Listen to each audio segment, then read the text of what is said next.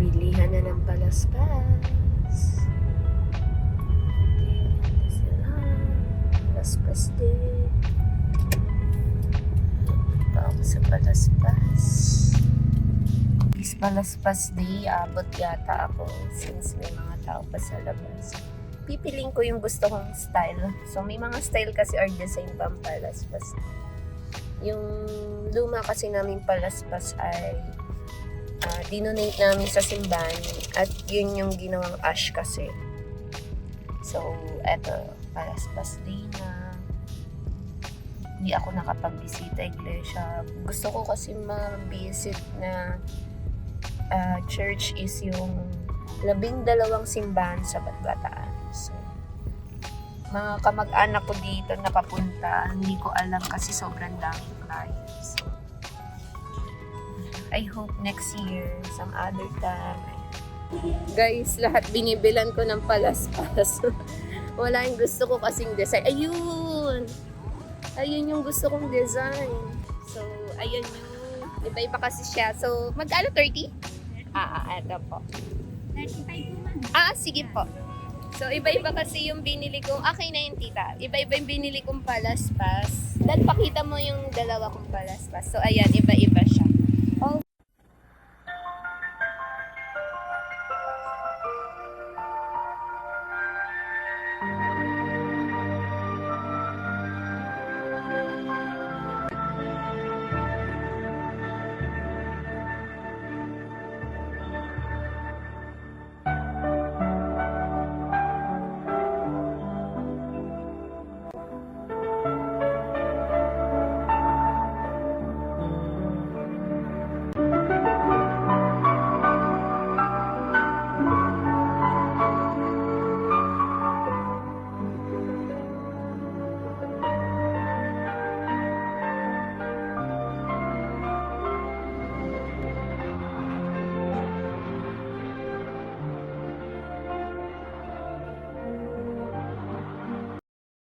So yun na nga guys, tinanghali tayo. Pinag-pray ko na lang din tong palaspas na hawak.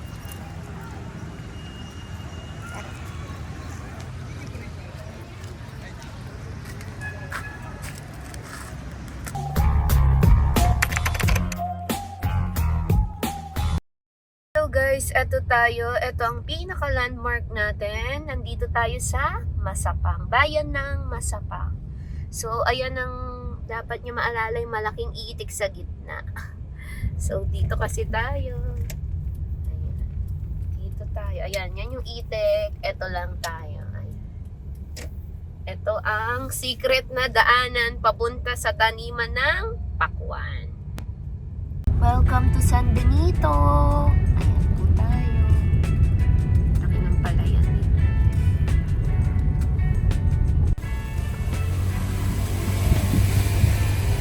Manggahan. Ito, may mga mangga pero wala pa siyang bunga. So, I think ito yung mga late sa ano. Late siya sa bunga. So, mga June pa yan. Guys, ayan o, mga pakwan melon sinasakan na nga may nagpuputi na. Ayan, ayan na lang yung parang available na pwedeng bilhin. So, melon to. Melon ang available. Hahanapin pa natin yung pakwan.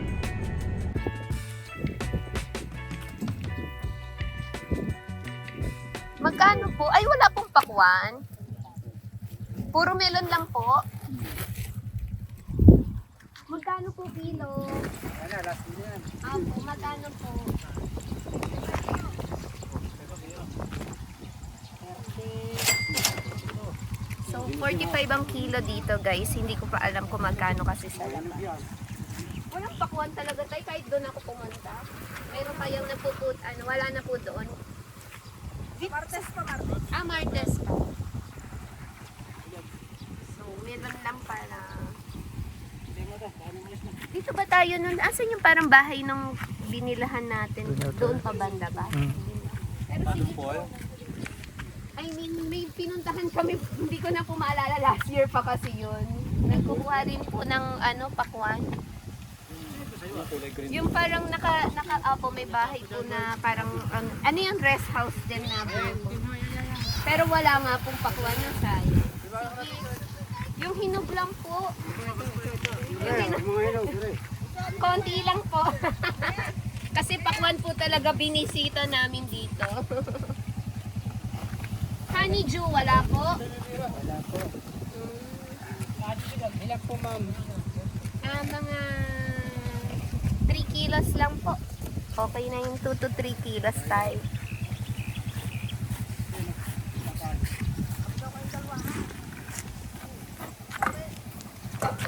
Ano yung pinuti na po? Opo. Opo. Ilan po sa puno ito, ma'am?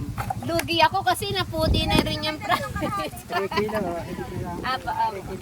Apa, thank you po. Magkano po yan? Ito po, 20.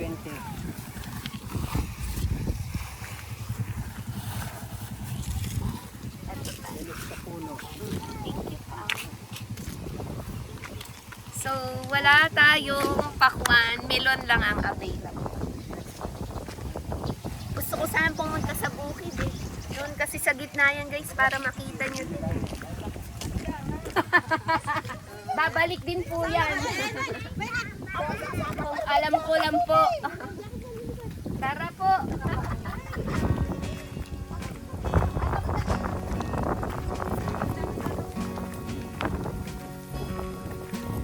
Hello Bebe, what's your name?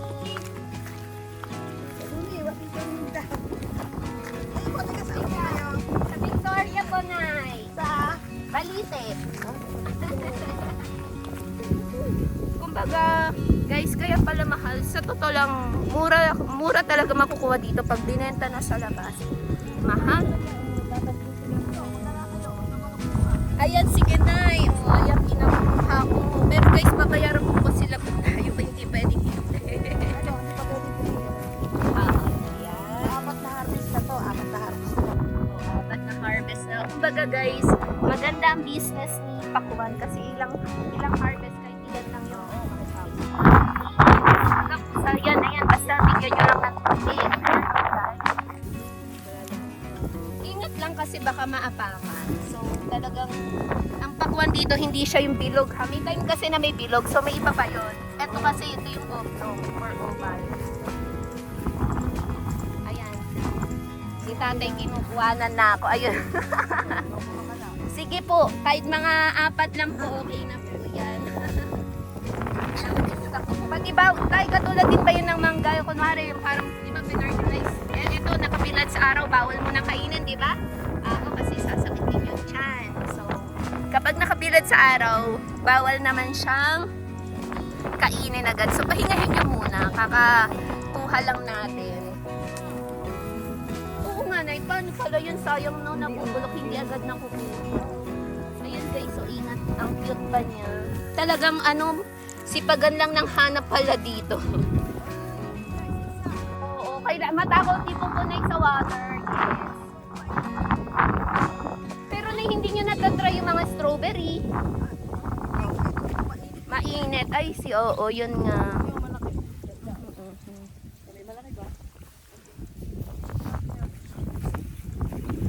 Sayang walang honeydew. Pero Nay, di ba may mga nagtatanim din ng honeydew? Hindi na. Nasa ano na ito. Bakit nga po, Nay? Opo, bakit nga po, Nay, inalis? Pero wala na pong nagtanim. Oo, wala na pala yun. Inalis na palang honeydew. Siguro hindi rin. Pero Nay, masarap ang honeydew. Natikman ko yun kay Ann Panyubas eh.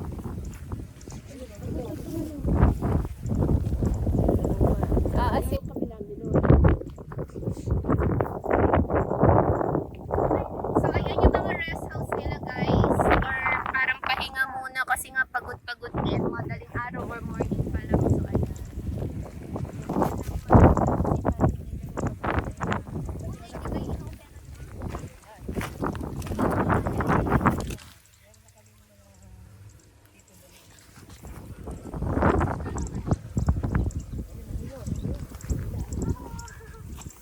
Nakakatuwa, guys, kasi Kasi pangit na ngayon kasi na 3 kilo pa ng mga mamulot.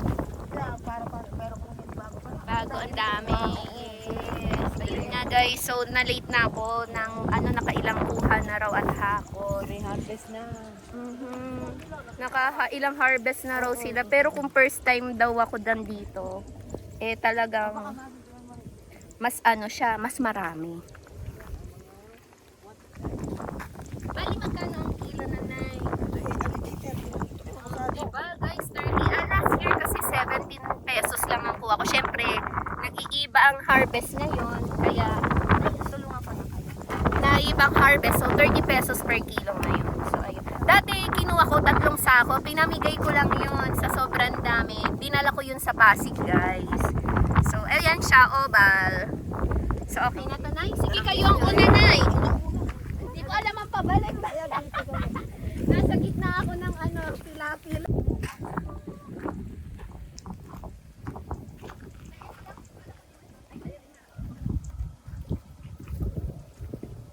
Nangulit pa po ako, no?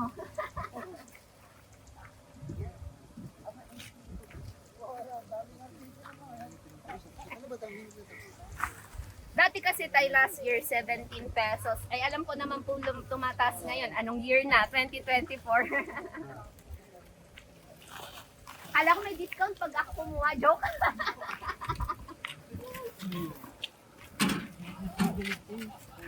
Ayan. 10 magkano na? Ay, tayo, magkano lahat? Ah. May pansukuli naman po, no? Ayun. Thank you po sa experience ko sa bukid. Nay, shout out. Anong pangalan? Ilan taon? ang nag-assist sa akin. Ayan Ako sila 70 nanay. years old na ako. 70 years owner ng lupa. Tita, ikaw. Ano? Tignan mo. 69. 69. Nanay. Golet. Nanay Golet. Ang mga nag-assist sa akin at saka si tatay. Ayun, di ko alam pangalan. Nahiya si tatay eh. Tay, thank you sa assist mo. Thank you po. Sa uulitin po, at least alam ko na kung dito lang talaga ang pakwanan. Okay. So, yun lang guys. At nakita nyo at presyo dito kapag pumunta ng San Benito. Merong melon. Wala na tayong honeydew. Inalis na pala yun. So, pakwan at melon na lang lagi ang binibenta.